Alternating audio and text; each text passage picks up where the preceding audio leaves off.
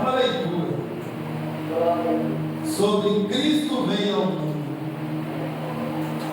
o nascimento de Jesus, a visita dos magos, a infância de Jesus. Eu quero ler sobre o nascimento de Jesus. Glórias a Deus.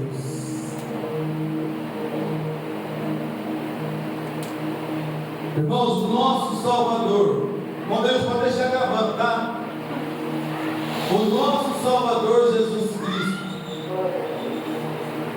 nasceu numa família humilde, um pai carpinteiro, a mãe uma dona de casa, simples, uma família humilde.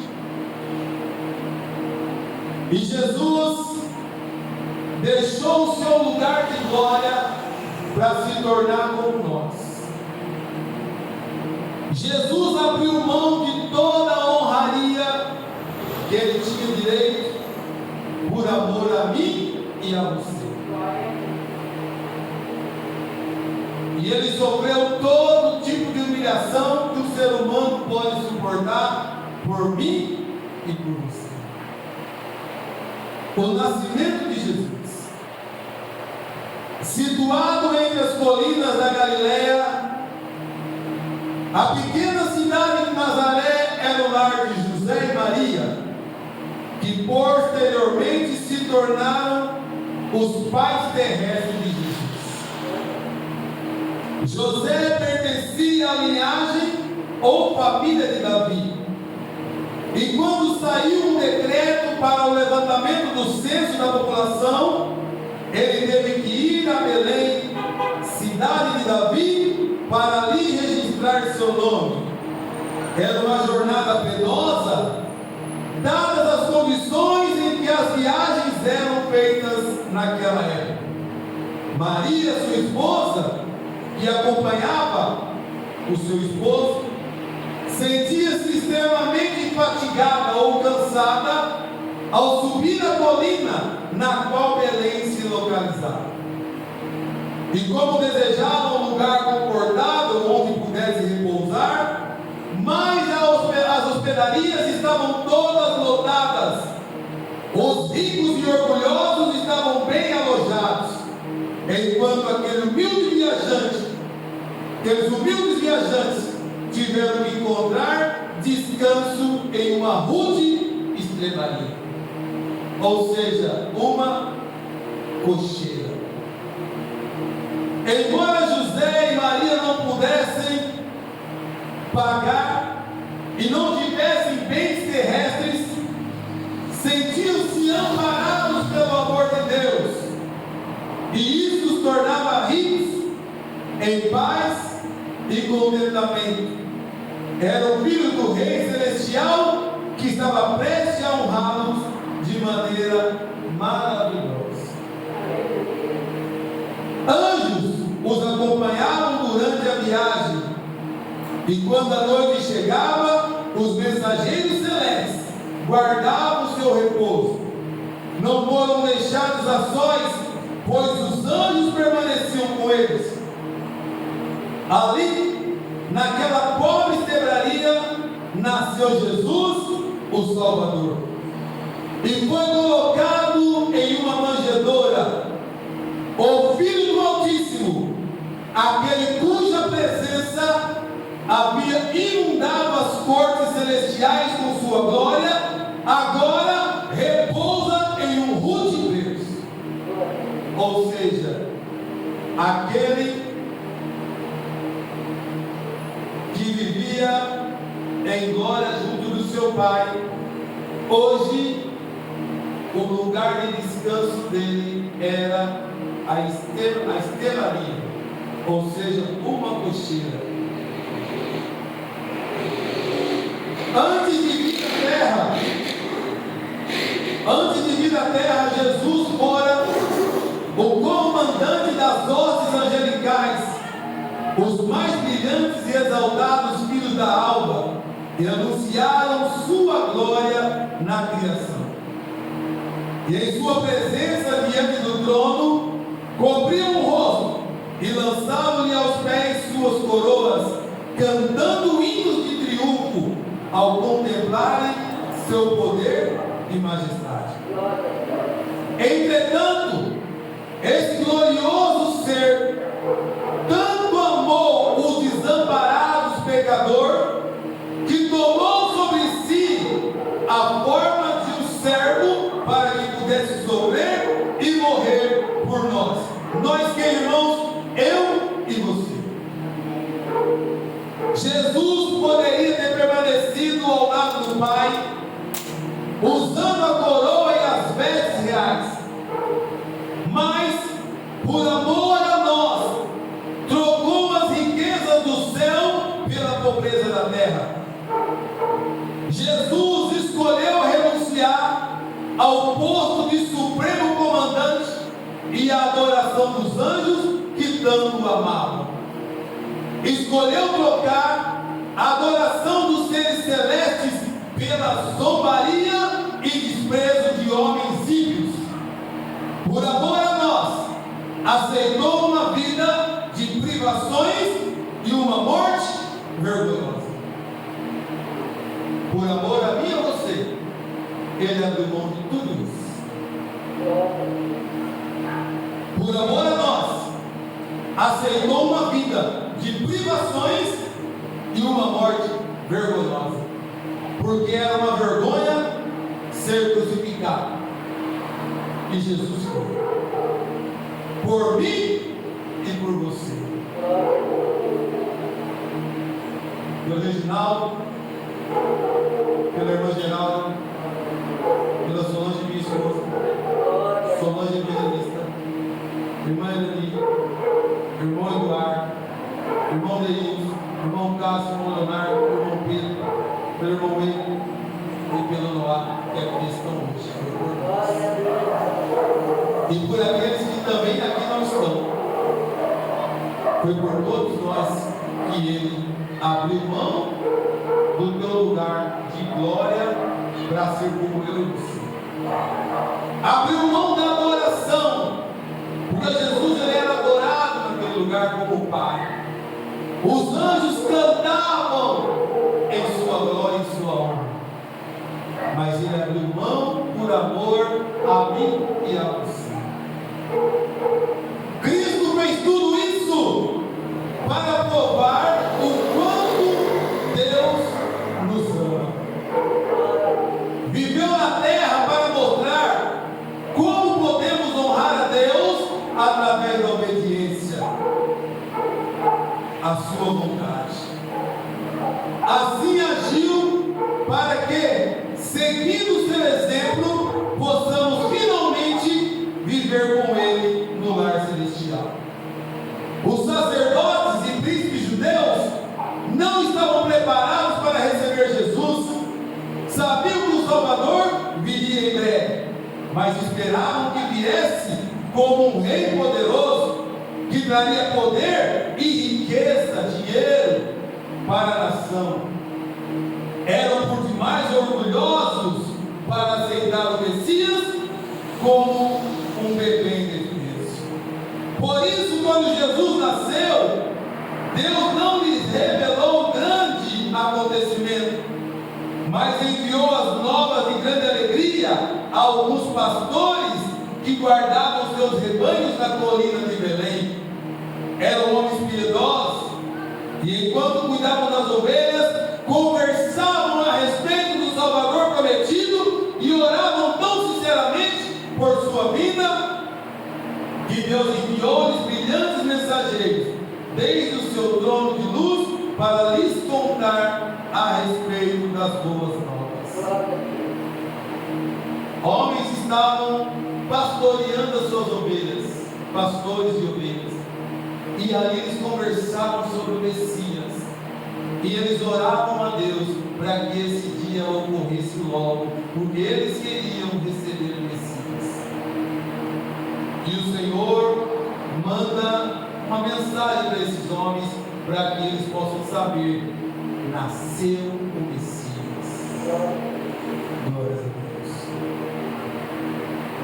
num berço de palha. E o anjo do Senhor desceu aonde eles estavam, e a glória do Senhor brilhou ao redor deles, e ficaram tomados de grande temor. O anjo, porém, lhes disse: não temais, eis que vos trago boas novas, e de grande alegria, que o será para todo o povo. É que hoje vos nasceu na cidade de Davi o Salvador, que é Cristo o Senhor. E isto vos servirá de sinal: encontrareis uma criança envolta em faixas e deitada em manjedoura.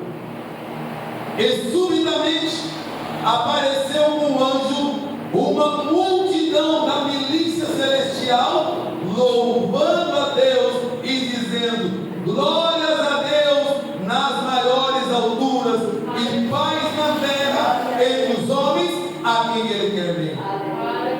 Mais uma vez, e subitamente apareceu um anjo, uma multidão da milícia celestial, muitos anjos louvando a Deus e dizendo: glórias a Deus nas maiores alturas, e paz na terra entre os homens a quem Ele quer bem. Glória a Deus. E ausentando-se dele, os anjos para o céu diziam os pastores uns aos outros: vamos até Belém e vejamos os acontecimentos que o Senhor nos deu a conhecer.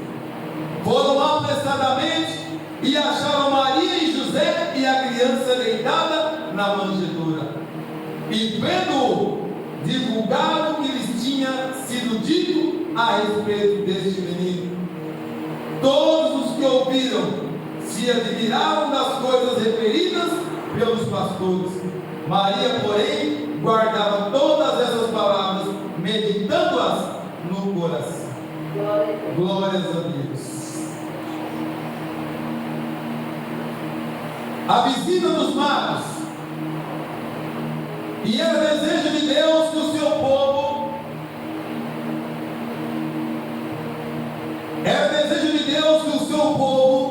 soubesse a respeito da vinda de seu filho ao mundo.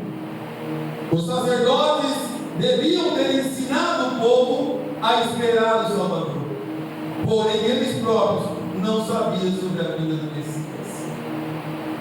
É obrigação do sacerdote orientar o teu povo a respeito da vinda de Cristo. É obrigação, é missão nossa falar de Jesus, cantar sobre Jesus, não importa quantas vezes seja, para que o povo possa saber que Jesus vem buscar a crente. Por isso Deus enviou seus anjos para anunciar aos pastores que Cristo havia nascido e onde eles poderiam encontrar. Assim, quando Jesus foi apresentado no templo, havia ali pessoas que os receberam como Salvador. Deus preservara a vida de Simeão e Ana para que tivesse o feliz privilégio de testemunhar que Jesus era o Messias prometido. Deus desejava que não só os judeus, mas também os outros povos soubessem que o Messias havia chegado. Em um distante país no Oriente, habitavam homens sábios que haviam estudado as profecias sobre o Messias e acreditavam que o tempo de sua vida era chegar. Os judeus chamavam esses homens de pagãos, todavia eles não eram idólatras, eram pessoas honestas que desejavam conhecer a verdade e fazer a vontade de Deus. Deus deu o coração, por isso sabia que esses homens eram confiáveis e estavam em melhores condições de receber a luz do céu do que os sacerdotes judeus, cheios de orgulho e egoísmo. E esses sábios eram filósofos, haviam estudado as obras de Deus na natureza e através dela aprenderam a amá-lo. Estudavam as estrelas e conheciam os movimentos, apreciavam observar os corpos celestes em suas marchas noturnas, e se descobrisse alguma estrela nova, consideraria isso como um grande acontecimento. Naquela noite, quando os anjos viram os pastores de Belém, os magos notaram uma luz estranha no céu. Era a glória que circuncidava aquele grupo de anjos. Quando a luz se dissipou, viram no céu o que parecia ser uma nova estrela. Naquele momento lembraram-se da profecia que diz: uma estrela procederá de Jacó de Israel, subirá ao céu. Isso está escrito lá em Números 24, 17. Seria esse o sinal do Messias prometido? Decidiram então acompanhá-la e ver aonde ela os levaria. A estrela guiou-os até a Judéia, porém quando se aproximaram de Jerusalém, a sua luz tornou-se tão frágil que não puderam mais segui-la. Supondo que os judeus pudessem indicar-lhes o caminho até o Salvador, os magos entraram em Jerusalém e perguntaram: aonde está o recém-nascido, o rei dos judeus? Porque vimos a sua estrela do Oriente e viemos para adorá-lo. Tendo ouvido isso, alarmou-se o rei Herodes e com ele toda Jerusalém. Então, convocando todos os principais sacerdotes e escribas do povo, indagava deles aonde o Cristo deveria nascer. E disseram: em Belém, na Judéia. Responderam eles: porque assim está escrito por intermédio do profeta. Herodes não gostou de ouvir falar de um rei que um dia poderia tomar o seu trono. Ele não entendia. Jesus não veio para buscar trono humano. Jesus não veio por causa de uma cadeira. Jesus não veio por causa de bens materiais. Mas Jesus veio por causa de mim e de você, pecadores, pessoas que não valiam nada para o mundo. Ele não veio atrás de uma cadeira de ouro, não, irmãos. Ele não veio atrás de uma cadeira almofadada, não. Mas ele veio à procura dos pecadores que eram seus e são seus. Jesus não veio atrás de ser honrado como homem humano dessa terra, não. Mas ele veio para ser adorado como Filho de Deus e reconhecido como Salvador, meu e seu. E então perguntou aos próprios magos: quando viram a estrela pela primeira vez? Ele os enviou a Belém dizendo: ide, informai-vos cuidadosamente a respeito do menino, e quando os tiverem encontrado, avisai-me para eu também ir adorá-lo. Mentira! Ele queria encontrar Jesus para matar Jesus. Mas Deus tinha propósitos e planos para Jesus e não permitiu que Jesus fosse encontrado. Depois de ouvirem o rei partido, e eis que a estrela que viram no Oriente os precedia, até que chegando parou sobre onde estava o menino. E vendo eles a estrela, alegraram-se com grande e intenso júbilo. E entrando na casa, viram o menino com Maria sua mãe, prostrando-se o adorar. Prostrando-se a adorar a Deus e aquela criança, porque era o Filho de Deus. Aonde estão aqueles que nesse dia vão prostrar-se perante Jesus e adorar? E eles o adoraram. E abrindo, olha só, e abrindo seus tesouros, entregaram-lhe suas ofertas: ouro, incenso e mirra. Isso está lá em Mateus 2, capítulo 2, versículo 8 ao 11. Se prostraram, adoraram e presentearam Jesus. A festa é dele, o aniversário é dele, o presente é dele. E não estou falando de ouro, prata. Isso Jesus, para Jesus em sério. E os magos trouxeram ao Salvador as coisas mais preciosas que possuíam. Nisto nos deram exemplo. Muitos oferecem presentes aos seus amigos terrestres, mas nada têm para dar ao amigo celestial celestial que lhes concede tantas bênçãos. Tantos no dia de hoje estão dando presentes caríssimos aos seus entes queridos, mas não tem para dar para Jesus nem um segundo da sua vida. Esses homens, que nem faziam parte do povo de Deus, trouxeram para ele ouro, prata, deram a ele tudo que eles tinham de mais precioso. Mas nós não temos nem tempo para ir. Estamos muito ocupados para dar tempo para Jesus. A festa dele, em tese o aniversário é dele. Mas quantos irão neste dia que está chegando presentear Jesus? Quantos permitirão que Jesus nasça em seus corações? Quantos vão permitir que Jesus faça uma mudança em suas vidas? Quantos irão voltar para Jesus como um presente a Ele? Não devemos agir assim. Devemos oferecer a Cristo o melhor de tudo que temos: nosso tempo, nosso dinheiro, nosso amor. Estamos lhes ofertando presente quando damos para confortar os pobres e ensinamos as pessoas a respeito do Salvador. Ajudamos assim a salvar aquele por quem ele morreu, e tais ofertas Deus abençoa.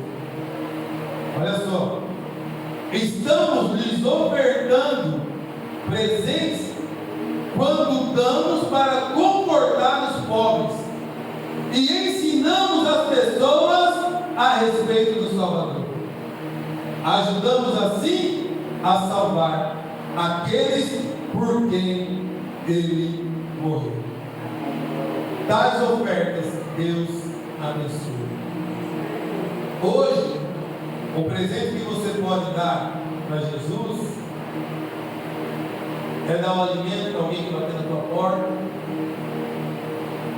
é confortar quem nesse dia talvez está triste por ter perdido o pai ou a mãe, é ensinar as pessoas a respeito de Jesus.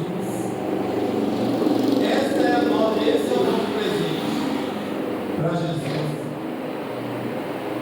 durante essa semana, o qual nós estamos vivendo, aonde o mundo todo está em festa, não é verdade? O mundo todo. O mundo todo. O mundo todo está celebrando esse dia. Glórias a Deus por isso. Quem sabe através desse dia alguma alma se converta, alguma alma reconheça Jesus Cristo, alguma alma aceite Ele como Salvador, e que nós possamos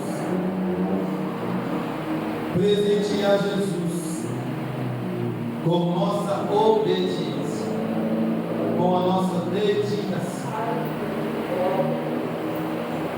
Jesus morreu por mim e por você, mas ressuscitou. Amém? Vamos louvar, sobre humilhar, e logo em seguida a gente já vai encerrar.